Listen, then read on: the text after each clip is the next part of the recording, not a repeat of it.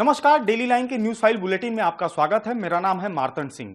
इस बुलेटिन में हम आपको बताएंगे मोदी कैबिनेट के किन किन मंत्रियों ने आज अपना पदभार संभाला और बताएंगे आंध्र प्रदेश में नई सरकार के गठन से पहले चंद्रबाबू नायडू को क्या जिम्मेदारी मिली है। इसके साथ ही बताएंगे नीट एग्जाम में हुई गड़बड़ी को लेकर सुप्रीम कोर्ट ने एनटीए से क्या जवाब मांगा है। लेकिन उससे पहले एक नजर डालते हैं आज की हेडलाइंस पर। मोदी कैबिनेट के मंत्रियों ने संभाली पद की जिम्मेदारी। अमित शाह, जेपी नड्डा, शिवराज सिंह समेत चिराग पासवान ने शुरू की नई पारी। विधायक दल के नेता चुने गए चंद्रबाबू नायडू। आंध्र प्रदेश के राज्यपाल के सामने पेश किया सरकार बनाने का दावा। कल होगा शपथ ग्रहण कार्यक्रम। अरुणाचल प्रदेश के सीएम चेहरे की तलाश कर रही बीजेपी। रविशंकर प्रसाद और तरुण चुग को बनाया गया पर्यवेक्षक। नए विधायकों के साथ करेंगे बैठक। नई ट्रांसफर नीति समेत 41 प्रस्तावों को मिली मंजूरी। 30 जून तक होंगे ट्रांसफर। नीट छात्रों को सुप्रीम कोर्ट से नहीं मिली कोई राहत। नीट काउंसलिंग पर रोक लगाने से किया इनकार। 8 जुलाई को होगी मामले की अगली सुनवाई। अब बात करते हैं खबरों की विस्तार से। अगर पहली बड़ी खबर की बात करें तो मोदी की 3.0 सरकार के विभागों का बंटवारा सोमवार 10 जून को हो चुका है। वहीं मंत्रालयों के बंटवारे के बाद आज 11 जून को कई मंत्रियों ने अपना अपना पदभार संभाल लिया।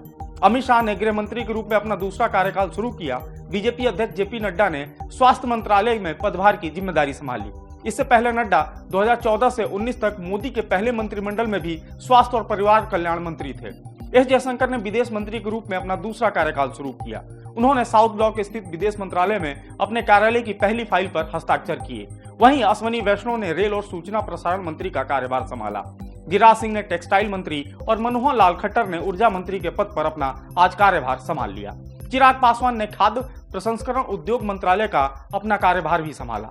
वहीं केरल से बीजेपी के पहले सांसद सुरेश गोपी ने पर्यटन मंत्रालय में राज्य मंत्री का कार्यभार संभाल लिया।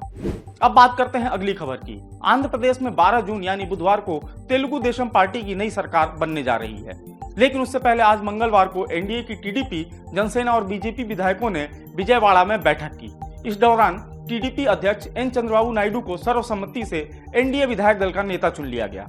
वहीं अभिनेता से नेता बने जनसेना प्रमुख पवन कल्याण को विधानसभा में फ्लोर लीडर चुना गया।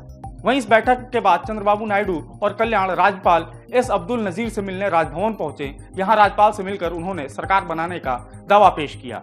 वहीं राज्यपाल आज ही नायडू को सरकार बनने का निमंत्रण दे सकते हैं। जानकारी के मुताबिक चंद्रबाबू नायडू 12 जून को विजयवाड़ा में सीएम पद की शपथ लेंगे। मुख्यमंत्री के तौर पर यह उनका चौथा कार्यकाल होगा। वहीं चर्चा है कि नायडू के साथ पवन कल्याण डिप्टी सीएम पद की शपथ ले सकते हैं।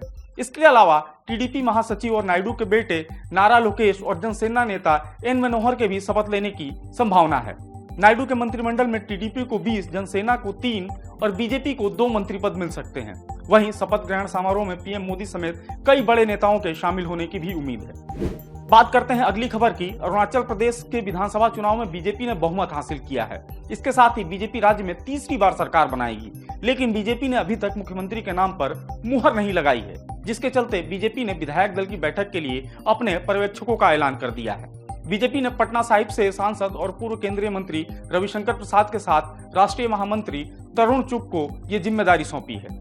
वहीं अब दोनों नेता राज्य के नए विधायकों के साथ बैठक कर मुख्यमंत्री का नाम का ऐलान करेंगे। बता दें कि बीजेपी को अरुणाचल में 60 में से 46 सीटें मिली हैं। पार्टी ने पहले ही 10 सीटों पर निर्विरोध जीत दर्ज कर ली थी, इसलिए चुनाव 50 सीटों पर ही हुए थे। वहीं राज्य में बीजेपी का नेशनल पीपुल्स पार्टी के साथ गठबंधन है। एनपीपी को 5 सीटें मिली हैं। इस लिहाज से अरुणाचल में एनडीए के पास 51 सीटें हैं। अगली अगर खबर की बात करें तो लोकसभा चुनाव के बाद आज पहली बार यूपी में योगी सरकार की कैबिनेट बैठक हुई। योगी कैबिनेट की बैठक में नई ट्रांसफर नीति समेत 41 प्रस्तावों को मंजूरी मिल गई है। 41 में से 26 प्रस्ताव जल संसाधन मंत्रालय के ही हैं। इसके अलावा योगी सरकार की यह पहली पेपरलेस कैबिनेट बैठक रही। सभी मंत्री अपने अपने टैबलेट के साथ बैठक में शामिल हुए। वहीं कैबिनेट से पास होने के बाद अब राज्य कर्मचारियों के ट्रांसफर शुरू हो जाएंगे। जानकारी के मुताबिक 30 जून तक कर्मचारियों के ट्रांसफर किए जाएंगे, यानी ट्रांसफर की प्रक्रिया पूरी कर ली जाएगी। बता दें कि ट्रांसफर पॉलिसी के नियमों में कोई नया बदलाव नहीं हुआ है। इसमें पिछले साल के ही नियम शामिल हैं। ऐसे कर्मचारी जो जिले में 30 साल, मंडल में 7 साल का कार्यकाल पूरा कर चुके हैं, उन्हें ट्रांसफर की कैटेगरी में शामिल किया जाएगा। ट्रांसफर की नई नीति में पिक एंड चूज यानी कि अपनी पसंद की जगह ट्रांसफर की व्यवस्था अब खत्म कर दी गई है। पहले उन कर्मचारियों का ट्रांसफर किया जाएगा जो लंबे समय से एक ही जगह पर तैनात हैं। अगली खबर की बात करें तो नीट एग्जाम देने वाले छात्रों को सुप्रीम कोर्ट से कोई राहत नहीं मिली है। कोर्ट ने आज याचिका पर सुनवाई कर नीट काउंसलिंग पर रोक लगाने से साफ इनकार कर दिया है। नीट के छात्रों ने ये याचिका 1 जून को दायर की थी। इसमें बिहार और राजस्थान के एग्जाम सेंटर्स पर गलत क्वेश्चन पेपर्स बंटने की शिकायत भी की गई थी। इसके साथ ही नीट परीक्षा को रद्द कर SIT जांच की मांग की गई थी। सुनवाई के दौरान सुप्रीम कोर्ट ने NTA से कहा है कि नीट यूजी की विश्वसनीयता प्रभावित हुई है, इसका जवाब चाहिए।